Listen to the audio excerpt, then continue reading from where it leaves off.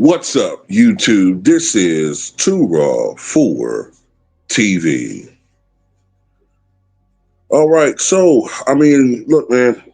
As more information comes in regards to this whole situation involving LeBron James and Los Angeles Lakers, yeah, uh, it does indeed look like LeBron's days as a Laker are coming to an end. And it doesn't appear that he's going to be in control of his destiny. Um, the Lakers, from all intents and purposes, a lot of it has to do with realities of basketball and business. The dude is 40 years old. Luka's in his prime. And I'm also starting to get miffed. I know you don't usually hear that term a lot anymore, but I'm starting to get miffed at the fact that people are minimizing who the fuck Luka Doncic is. I mean, statistically, you can make an argument that Luka is better than LeBron James, peak for peak, on the offensive side of the ball. Okay? Luka did more with less in Dallas. Are we forgetting that the year before, Luka and Kyrie went to the NBA Finals?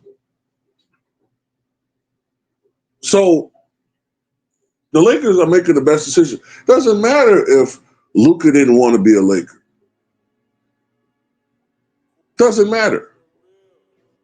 At the end of the day, from what I can tell, he's fully invested in the city. Unlike his selfish ass teammate, he gave his new teammate DeAndre Ayton a welcome text. And he seems to be, with the weight loss, committed to having, and I hope for Laker fans, a career year. The problem is there's a guy, an egomaniac, a man-child, a drama queen who doesn't seem to get the memo. They don't want your ass no more. So according to reports, the Lakers gave Luka Doncic a heads up that they were entering. They were going to be, under new management, but they never informed LeBron James of that, which tells you that they don't see you as a priority anymore. And as Brian Windhorst said, they see you as an expiring contract. There's nothing special about you no more. And you're not going to be with the team long term. So it doesn't seem like to them that it was a necessity of even telling you about that.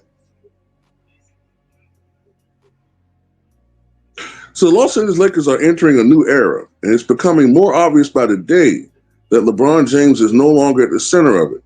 According to ESPN's Ramona Shelburne and Brian Windhorst, when the Buss family agreed to sell a majority stake in the team to billionaire investor Mark Walter on June 18th, Luka Doncic was privately informed ahead of time.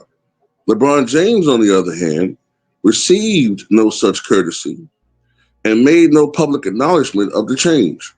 Quote, since the Doncic trade February 1st, the Lakers have signaled this shift from James to Doncic through a series of microaggressions. When the Buss family agreed to sell a majority stake in the franchise to Mark Walter on June 18th, Doncic was given a heads up and notably posted a congratulations on social media afterward. James was not given the same notice and did not post any public acknowledgement afterwards. See, this is a nigga that's used to being treated like royalty. He's used to being put on a pedestal since he was a 7th, 8th grader. He could do no wrong. He demands a media that doesn't challenge him, but acquiesce to him time after time after time. Well, fellow LeBron James haters, and I say that term proudly now because he's a piece of shit, that day has come, the day of reckoning. You are no special than goddamn Norris Cole when it comes to your importance to the Lakers organization right now. Now, if you sit your ass down and shut the fuck up, you could have a farewell tour and they'll do the honors. The NBA will do the honors. But you being the man, you being the guy who, you know what I'm saying, laid back, getting the pedicures by, you know, and your feet rubbed and done by the manicurist, shoulder rubs, you know, fanning you, you know what I'm saying, like you some king. Them days is done. Luka's the new sheriff in town. And you can be the deputy with the one bullet, like Barney Fife. If that's not good enough for you, well, get the fuck up out of town or retire. But we already seen from reports that teams are not really interested in you. So, you know, that's limited. Perhaps a better option would be a buyout, although the Lakers aren't really gaining anything from that. But at least LeBron fans will leave with you, you know, although still got one about Bronny, but they can get rid of Bronny and have him play with you in some maneuvering. That'll get done. As long as real Laker fans are rid of you and you take your rabid ass LeBron fans with you, that's all that matters. So this looks real, ladies and gentlemen. I didn't think that this was going to happen. I didn't think that LeBron would be this low down and this selfish. Not this selfish openly. I thought he would grin and bear it, but this nigga is unbelievable. You hear me? Always the victim. Notice how there's also all these LeBron fans, sycophant article writers who are somehow making the Lakers the villains. Be wary of those type of articles. Those are clutch sports writers trying to create a false narrative. We all see what the picture is. This guy's a clown, man. He's a clown. And there's nothing professional about him. Okay.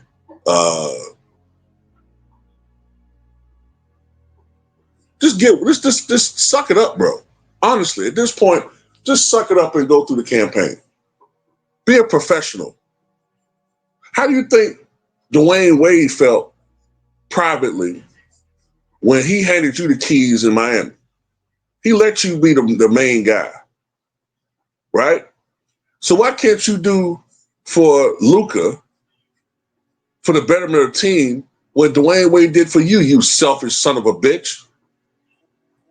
You know, the same guy who you couldn't even muster the integrity to go to that man's retirement ceremony when he was inducted into the Hall of Fame. Always some built-in excuse for you. But let one of them not go to your retirement ceremony or some important event, and the media are going to castigate them. Just like Anthony Davis. Media was castigating him because he didn't stand up and applaud when you broke some comparatively insignificant record in a game against the Thunder.